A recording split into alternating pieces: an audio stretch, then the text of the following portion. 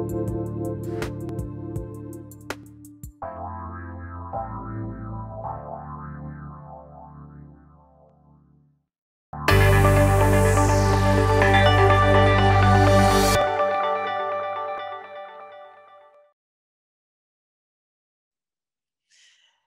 everybody. I'm Jennifer Bloome, host of Soul Wisdom Abundance, Create Wealth Through Spiritual Health.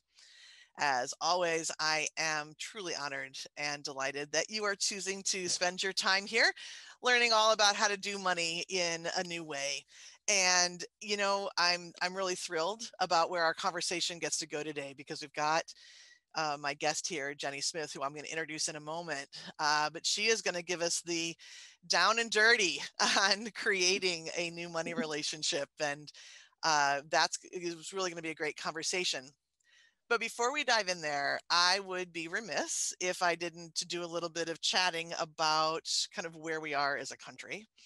And Jenny and I's goal for today is to have a lot of fun.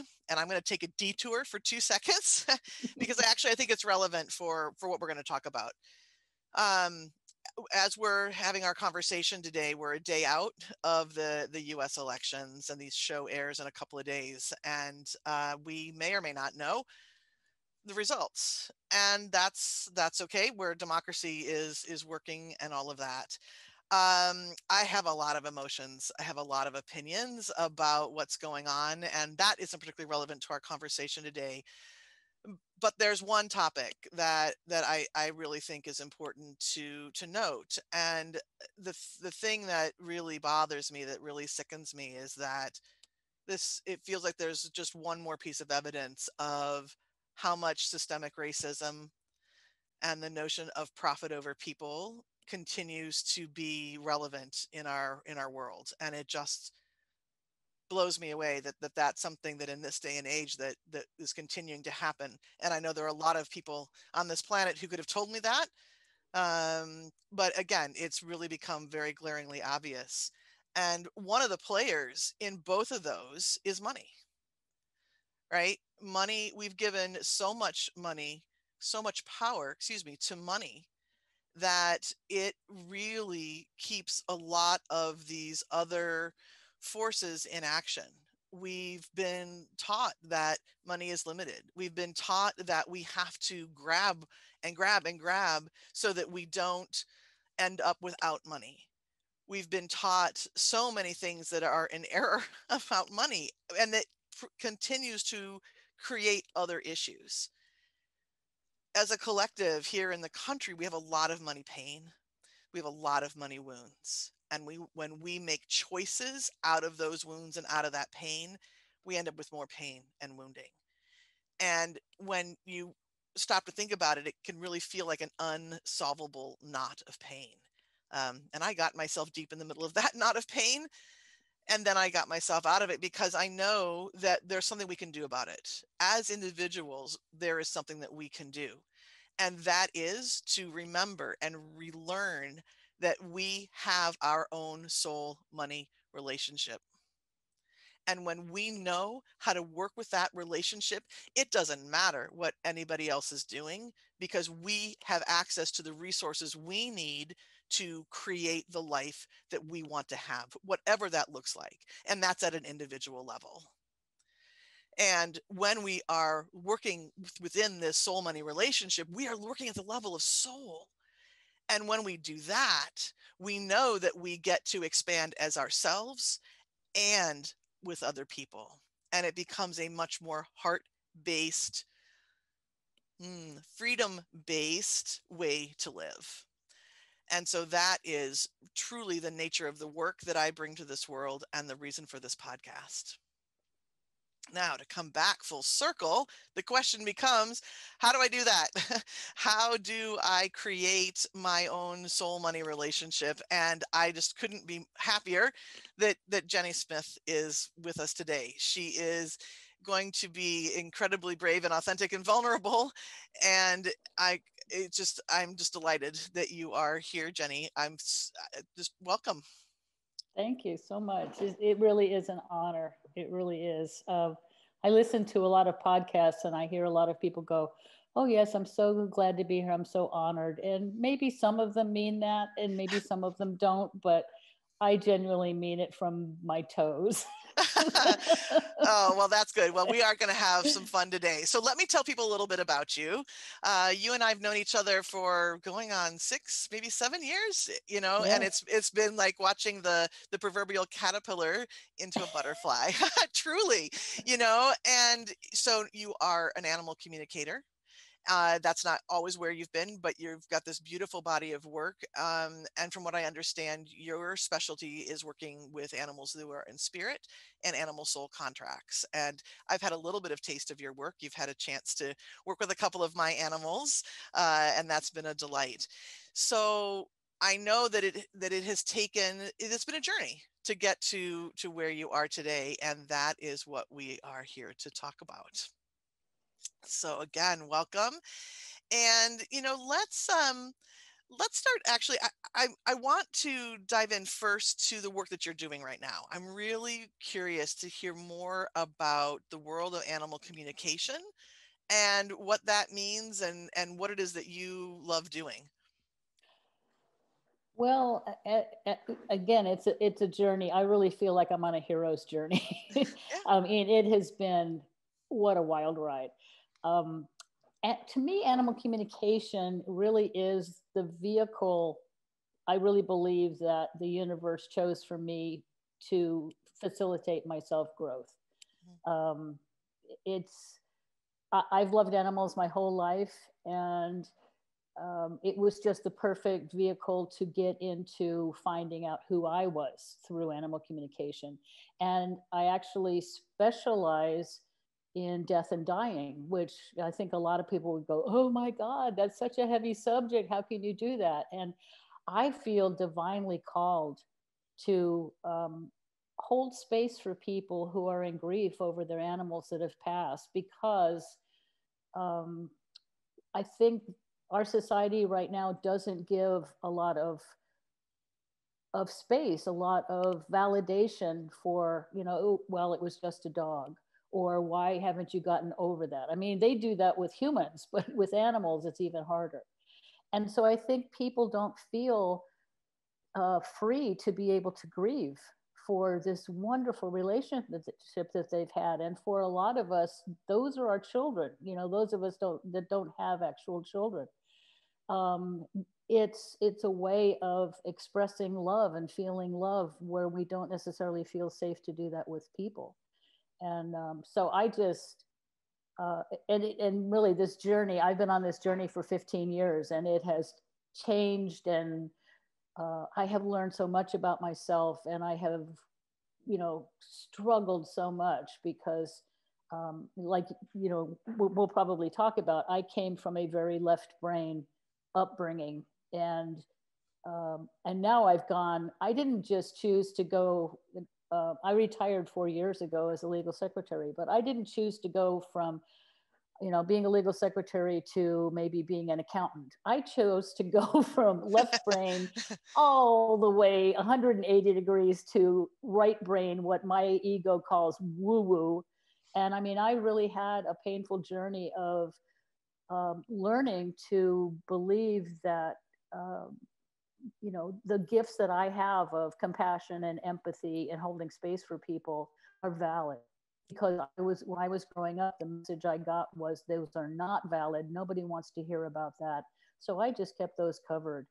And this journey has taught me how to uncover, what I came into life to be. Yeah. Well, you know what? I think that that's one of the reasons why I'm so glad you're getting a chance to tell your story today, because when we think about creating money, it feels like it's very much, oh, it's dollars and cents, it's bank account and all of that. But truly for you, the biggest barrier to allowing money to flow was being able to give yourself permission to shine. Right? You, Absolutely. you being able to be out in that spotlight and being able to step up and say, "A, I have gifts." And B, they're relevant. And C, the world wants them. And D, I'll get paid for them. Right? So let's chat a little bit about this idea about the permission to shine. And what would you say, I would imagine, I know that there are several reasons, but what would you say the biggest obstacle was for you, uh, in order that kept you from being able to really embrace those gifts? You spoke a little bit about family, but what other pieces are part of the puzzle here? Well, just to give you a kind of a brief story, I read this beautiful story about the Golden Buddha, and there's a Golden Buddha. I think it's in Thailand. That the monks would is this beautiful Golden Buddha, huge statue, and the monks were in charge of protecting this solid gold statue. And they heard that if foreign invaders were going to come in and steal it, so they covered it with mud. And so when the people came in, they saw this, muddy lump, and they thought, well, it's not valuable, so we're just going to pass it by. But everybody forgot that it had gotten covered with mud, and nobody paid. And one day, a young man was sitting underneath it, and something fell and hit him, and he looked and he saw that a chunk of the mud had fallen, and he saw this light shining through. And so he started to pick it, and he realized, oh my God, there's this beautiful golden statue inside. Mm, That's my story. So the barriers, I would say, have been all the layers of mud that society has put on me, that I just unconsciously said, oh, well, that's the way it is, and I accept it. And I went through my whole life saying, believing that, women don't have anything special to say. We're not that important. I got a message from my family that men don't like intelligent women. So I mm, covered that with mud.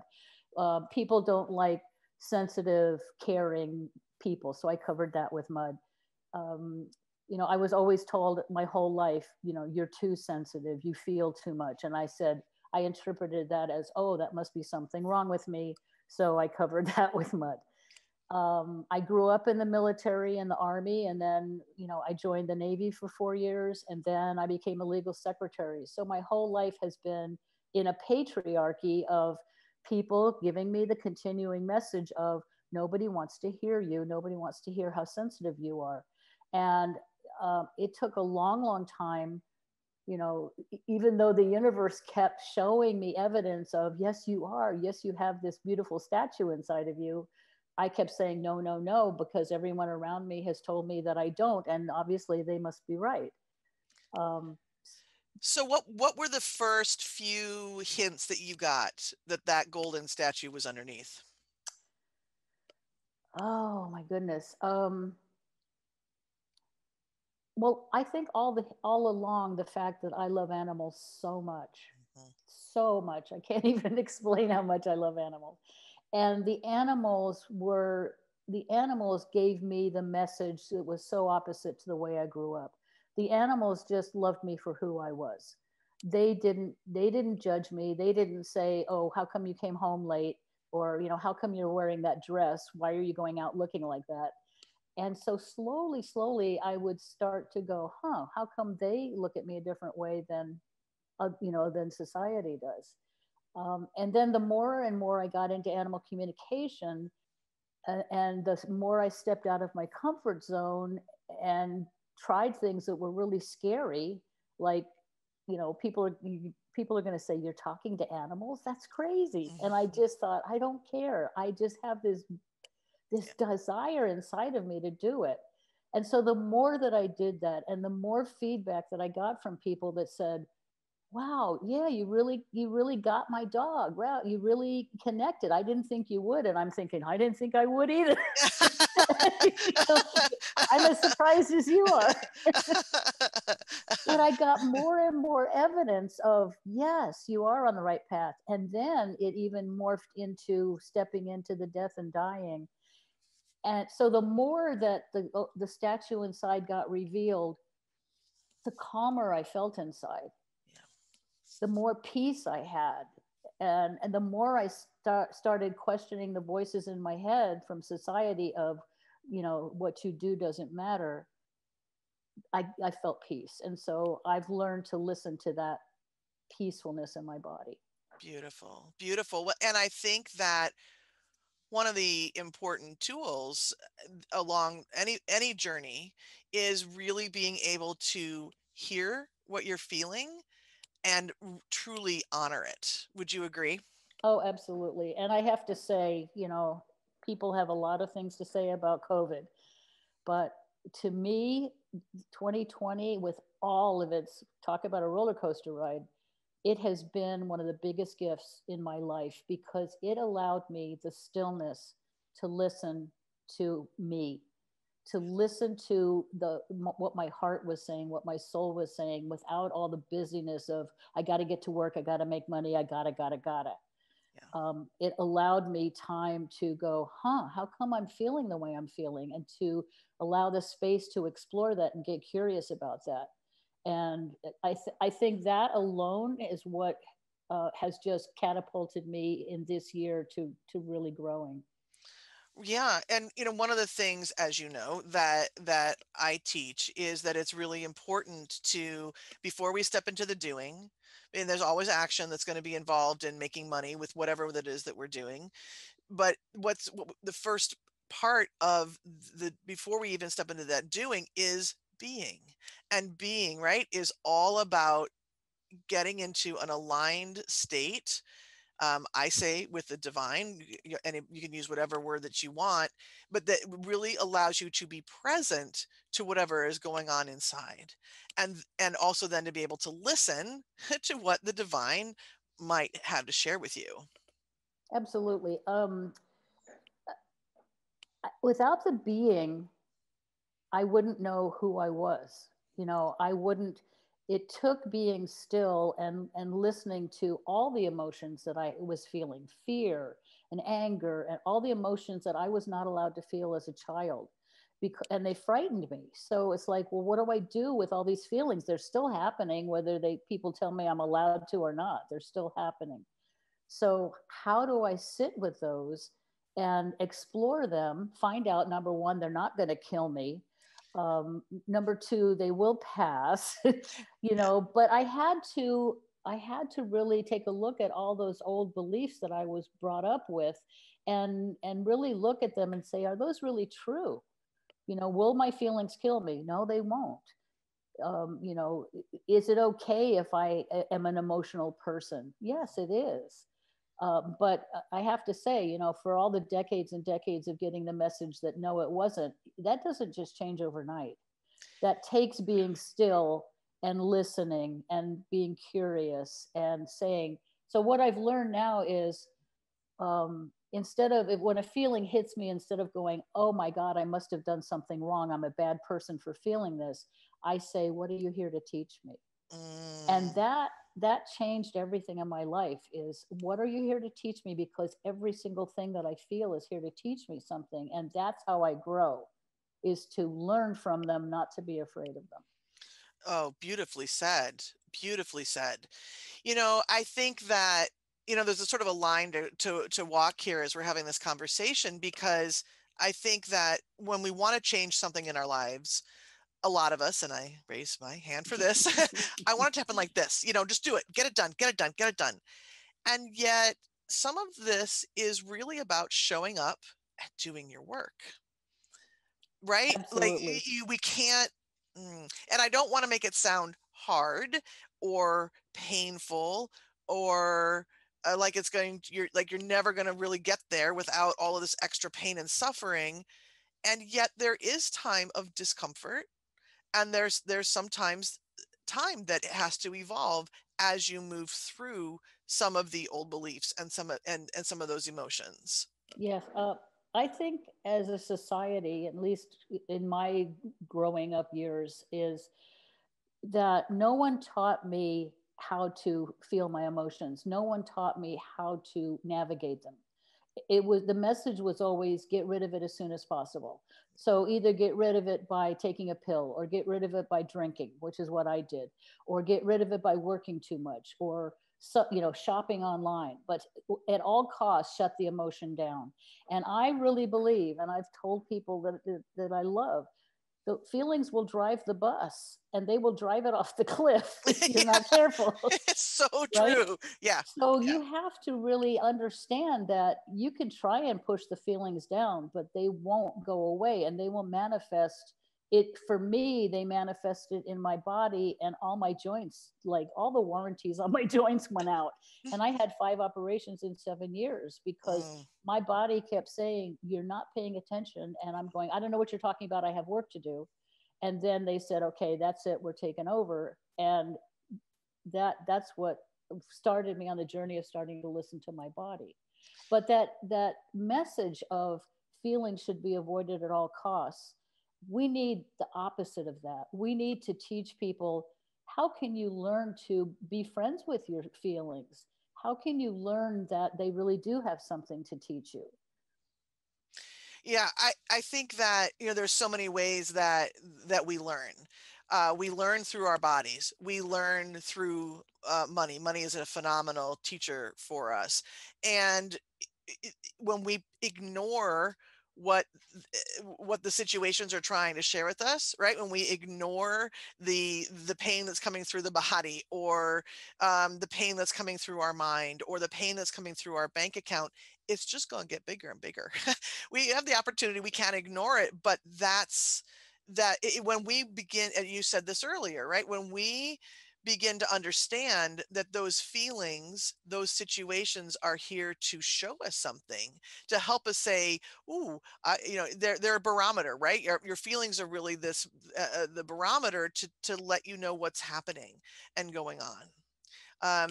And they are incredibly powerful. And in terms of the woo woo, as you said, those feelings are our frequency. It's how we share what we want with the universe.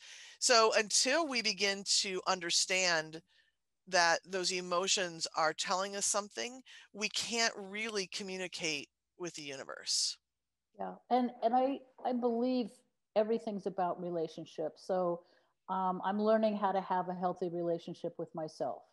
I'm learning through you how to have a healthy relationship with money, and I never even knew that you were supposed to have a relationship with money. You know, I'm learning how to have a relationship with my feelings. I'm learning how to have relationships with people. And these were things I was never taught, you know. And I think, I mean, if I had one wish for the world, is could we sort of change our focus on not so much reading, writing, arithmetic, which is really wonderful, but teach people life skills. Because what happens is they get out of school and then life just smacks them in the face and they go, oh my God, what am I do? I don't have the tools to handle it. And I certainly didn't. You know, this journey has been about, how do I have the tools to navigate life with joy, with peace, you know, and when tough things happen, how do I navigate those things? But if we don't have the tools, it won't work. So I think I think that's what, and me, I try and share. We have a saying in Alcoholics Anonymous: we share our experience, strength, and hope.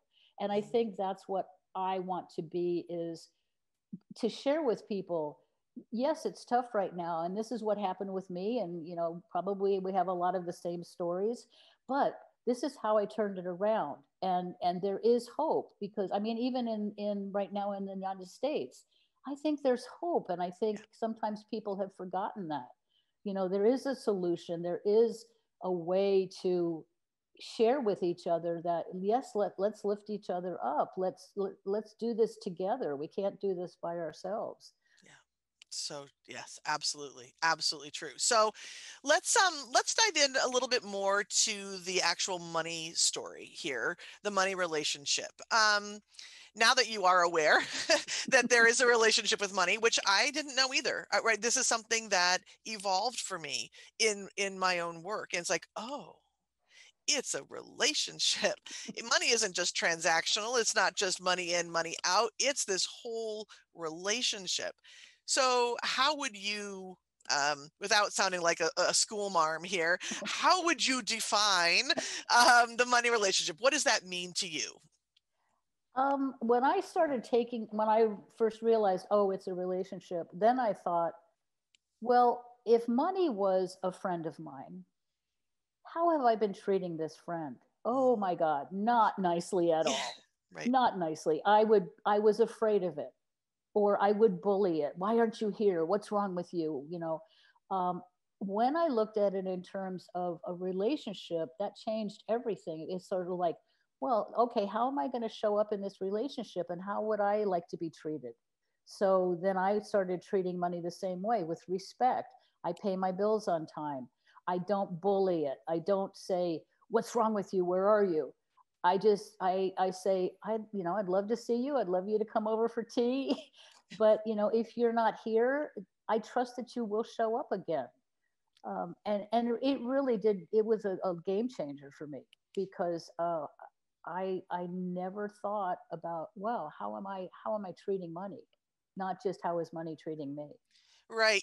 There's a very interesting dynamic between money and power. And we've been taught that we have to get money under control, right? And again, like I said at the beginning, we've got to get out there and we got to grab it. And that's just not a nice way to be in relationship. Nobody wants to be in relationship with somebody who's trying to have power over them, right? That's old school and it doesn't feel very good. And so right when we learn that we're in relationship with money, there's a lot of light bulbs that can go off, like, oh, if I didn't if my best friend was around and I didn't trust her or him, how long would that relationship really last? Exactly. If I was yelling at them about why didn't they do more for me, that relationship isn't going to last very long. And so it really creates a new basis of understanding how to feel and relate with money. Would you agree? Absolutely, absolutely. I mean, I have to say, since retiring from a lifelong of getting a steady paycheck to becoming an entrepreneur, that has been a journey in itself. I really had to take a look at, money, and really practice trust. you know do I trust that as long as I do what I do? And I had to really relearn what doing what I'm supposed to do meant too, because I come from the school of, you have to work really, really, really hard to be able to earn it. um, to can I trust that even when I'm still and listening to myself and listening to my heart, that money will still show up?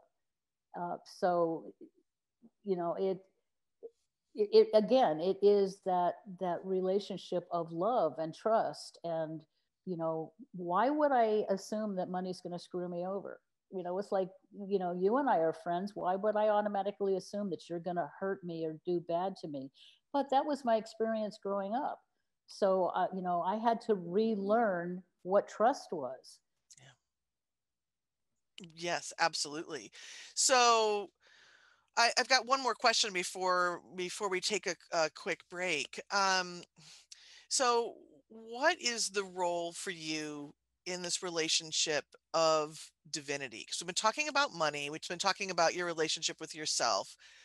Where does the divine come in for you? That again has has been a journey. I would have to say, in all of my growing and changing recently, I have had to learn how to reframe things that I've believed. I have had to learn how to reframe words, because there have been certain words that have been very triggering for me. Yeah. So, I say the universe. I say the universe and divine. I use spirit. Um, it's anything that's bigger than me. In AA, we say higher power. But I had to develop this concept of, there is something greater than I am that has my best interest at heart, that loves me beyond measure, and is not going to pull the rug out from under me, and is going to, even, help me learn the lessons that I came here to learn. So that relationship has been, a dance of going back to the old teachings of the, God is this great, you know, fatherly figure that's going to punish you. Well, why would I turn my life over to something like that? Exactly. So I Right. had to I had to reframe, what what would I like my higher power, or this great, universe, what would I like that to be? And so I created again a new relationship with the divine, one of loving, one of somebody who's going to take care of me. And again, unlearning messages I got from my past about you have to like do certain things or you will be punished or you won't get what you want, to that relationship of trust. And I think it's really interesting too. We spent a lot of time talking about feelings and emotions. And I think one of the feelings that we get to really lean into here is what feels true and what feels false, right? And to really be able to generate that internal gyroscope, so to speak, of what truth is for us, because we have been taught so many different things, and we've just sort of like, okay, pack the mud on, as you said, just pack it on, and it isn't necessarily true.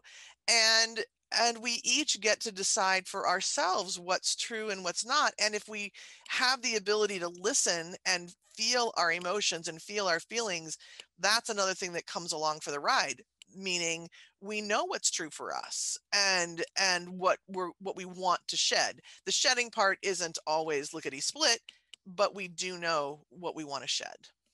Absolutely. It's like, do those old stories work for me right now? And if the answer is no, then let them go and find a better way. Because I really believe all of us are here to feel good. We're not here to feel pain. Right. But somehow we've gotten the message that the only way that you're allowed to be here on earth is if you've suffered. And I don't believe that anymore. Yeah, exactly.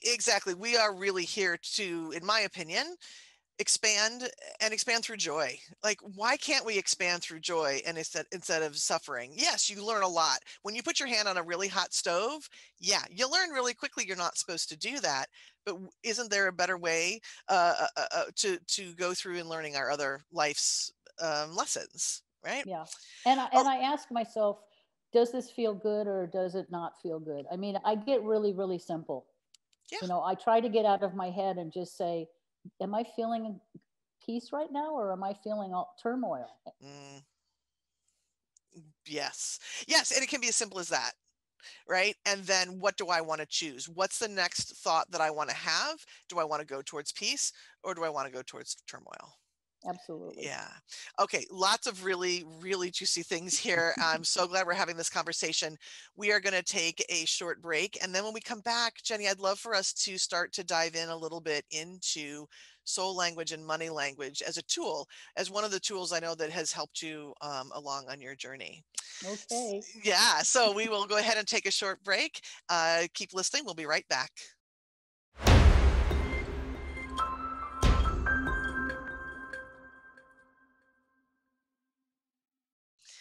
Welcome back to Soul Wisdom Abundance. I'm your host, Jennifer Bloome, and I am talking with Jenny Smith today. And we've been talking all about, well, we've been talking about a lot of different things, but we've been really talking about the power of emotions. We've been talking about doing your work. We've been talking about really moving through old stories so that you have permission to shine. And before we dive into the next topic that I would love for us to talk about, Jenny, can you let people know how to find you and what you have available for them? Absolutely. Again, on this journey of being an entrepreneur has been, oh, definitely a roller coaster ride. Um, I had my website all built and then I got a cosmic detour. I love how you describe that. um, in fact, I pulled an oracle card this morning and it was the coyote and it said, Oh, just be happy for cosmic detours. And I thought, okay, all right. So long story short, I'm having to rebuild my website and hopefully it will be ready when with this program airs.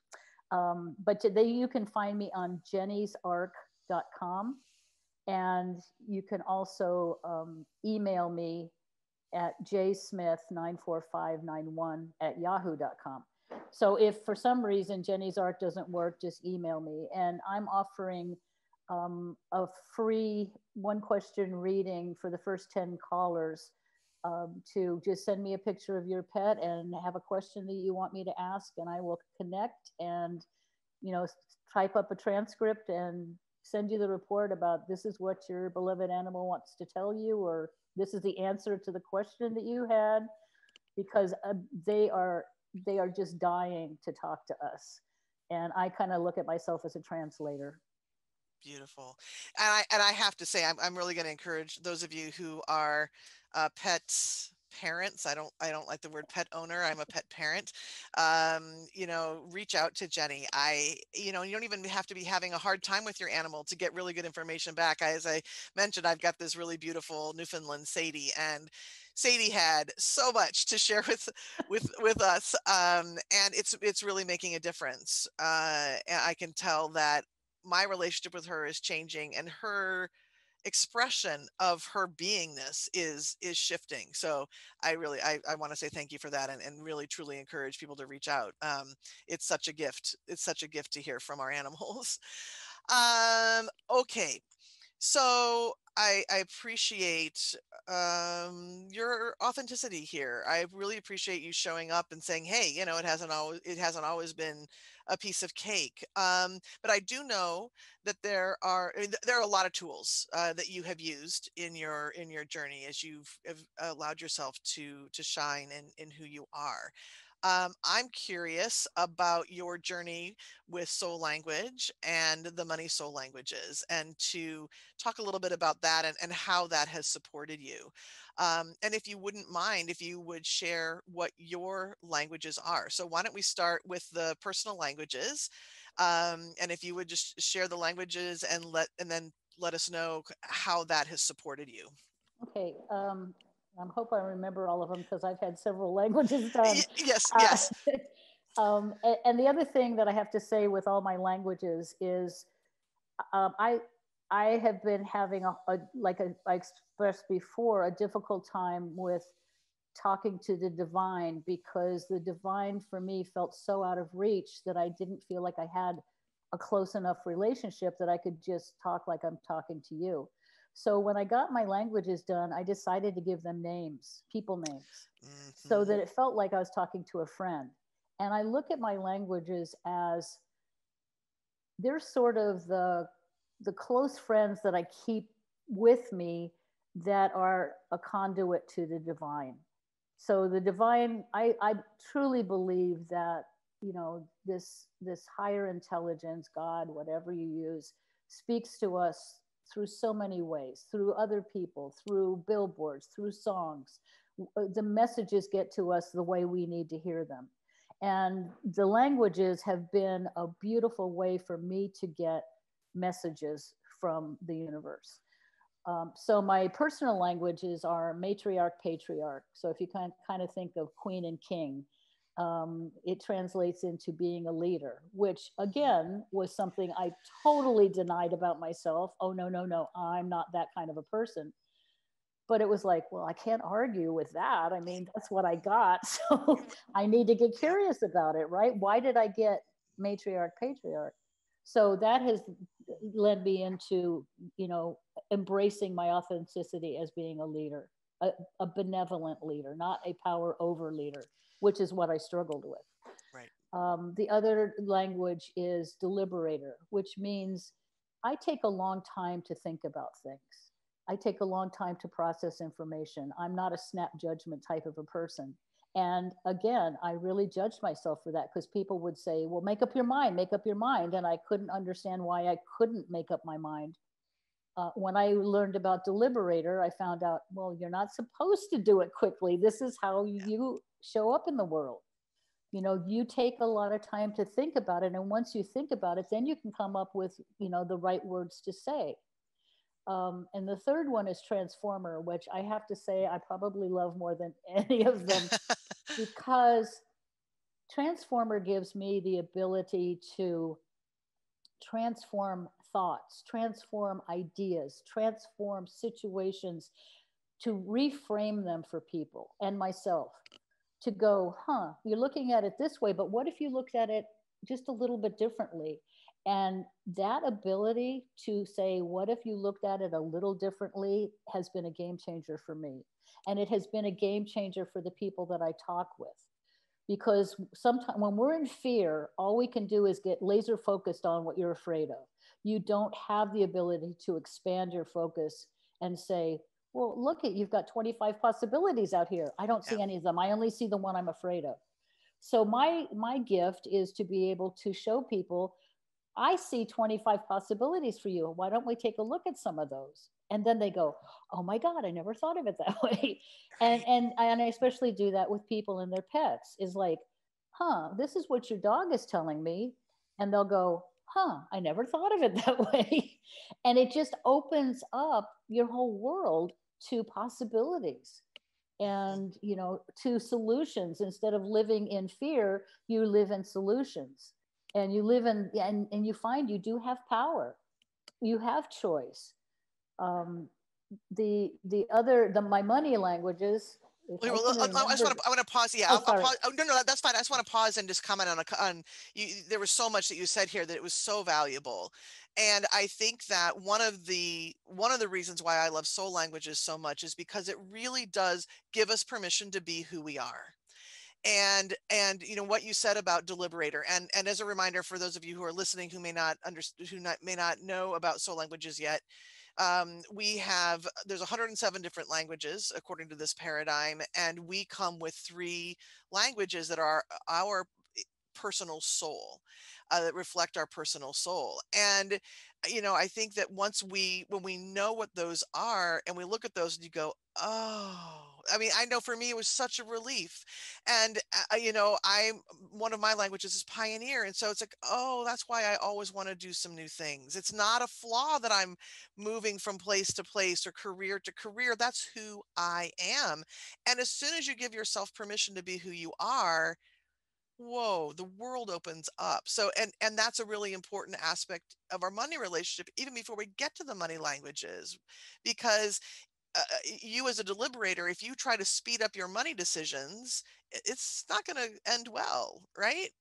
Exactly. And I would, tell the audience that, this may sound foreign to you because you've never heard of soul languages before, but this just runs along the same paradigm as the Enneagram or the Myers-Briggs test or any personality test that you take that sort of hone in on who you are, what your strengths are. And, I took a bunch of tests earlier in COVID before I built my website. And all of them said what I secretly knew was true about me. Yeah. But I was afraid to let anybody know because I was embarrassed, because the message in my life was nobody wants to see those things. You can't make money from those things. Those are girly, but my strengths are, you know, empathizer, coach, kindness, all of those things that the message in my life was no, no, ever let anybody see you be kind. That's weak. That's my strength. That's who I am. So Exactly. that goes back to that permission to shine. Yeah. Yeah. Those tests and the soul languages, just one right after the other, reiterated this is who you are at your core, in your heart, in your soul. And I was like you, I couldn't believe, I just took a sigh of relief of, oh my God, thank God, now I can just be who I am. I don't have to be like anybody else. I don't have to be ashamed of what everybody told me was wrong with me. There is nothing wrong with me. these No. these these things inside of you are just precious. They're beautiful. And when you can, give yourself permission to shine, let the mud fall off, and be that golden Buddha statue, it really, I can't even emphasize how much of a game changer it is. Right, and if we think about it from the point of view of money, I mean, goes way beyond money here. But when we think about it from the through the lens of money and the relationship, one of the aspects of that money relationship is your relationship with yourself. And if you don't allow yourself permission to shine, if you don't let yourself be seen and heard, it is going to stop that flow of money. Right? So the more that we can know and accept and then radiate out about ourselves, the better position we're in to be able to allow money to come along in brand new ways, right? Because you don't have to know anything about yourself to do hard work. right? I mean, you just, not nose to the grindstone, go, go, go, go, go. But if you want to create money in a brand new conscious way, this is such an important part. Okay, so let's bridge now then into your money languages. And again, for those listening, we have in this paradigm, anything you have a relationship with, whether that's with the divine, or whether that's with your business, or whether it's with money, or your, a love partner, a best friend, we brought energies in to support each of those relationships. And so we can identify the languages, those energies that are here to support us. So if you don't remember them right off the top of your head, I have them too. So, Okay. so If I remember, it's Equalizer, Emerald, and Arc Builder. you got it. Yep. So Equalizer, again, I'm all about balance. I'm all about balance. It's I don't want to live in the extremes of anything. I don't want to live in the extreme of fear or the extreme of denial. I want to be in balance with it. So Equalizer teaches me how to have balance in my life. Emerald, so Emerald and Arc Builder, again, my favorites. Emerald, it gives me permission to shine, gives me permission to be brilliant, gives me, Emerald, and my name for Emerald is Dorothy from The Wizard of Oz. And when I get scared, I just imagine Dorothy and I are sitting outside on a little park bench, and she grabs my hand and she goes, "It's okay. It's okay. Don't worry about it. It'll be fine." And that just calms me down instantly. I don't have to think about, oh, I've got to talk to the divine and I've got to, at the point when I'm in fear, I can't do that. But I can just think of Dorothy holding my hand and I'm fine. And then Ark Builder is just, of course, Noah's Ark, right? Right, I right. mean, And Jenny's arc is just all, Jenny's Ark. I it's just mean, really amazing. it's just like, the universe has just the most beautiful sense of humor. But for me, Ark Builder is I need certain structures in my life. It's just like it ties in with the deliberator. I need certain structures before I can go out and do what I'm supposed to do. I need to know that I have those in place. I'm safe. I'm not just willy nilly going, oh, let's just go start a business. No, no, let's go start another business. It's like, no, let's get this business established. Let's build the house. And that has really allowed me the safety to learn to be authentic because I have that foundation beneath me. And I Mhm. loved what you said about, any relationship that we have, we can find out the languages because, I had my personal languages, I had my money languages, and I also had my business languages done. And again, it was just more confirmation of this is who you are. Yeah. And this is how it appears, in money, and this is how it appears in your business. But they all have the same message. They all, it's just so interesting when you hear about other people's languages. You go, oh yeah, that makes perfect sense. Exactly, exactly. And it may be something that's diametrically opposed to yours, but Yes. you can feel it in them, right? Like that. And I use the word feel a lot. I'm a very kinesthetic person, but when if somebody tells you, oh, I'm a strategist, or oh, I'm an alchemist, or oh, whatever, I'm a lawmaker. You're, oh yeah, that I can really see how that works. And these are not meant to put us in boxes. It's not meant to say, oh, well, if you have this language, then you need to do this business, or if you have this language, you need to do this business.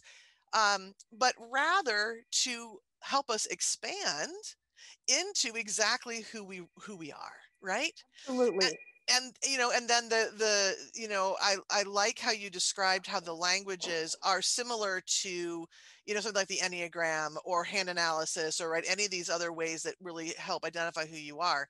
The one thing that I would add to that sets soul language aside, and this is one of the reasons why I love it, so I like to bring it up, is that these are actual languages you can speak to. These are parts of, with the personal soul are parts of ourselves, and then the relationship languages are outside of us, but we can also connect with them. We can get answers.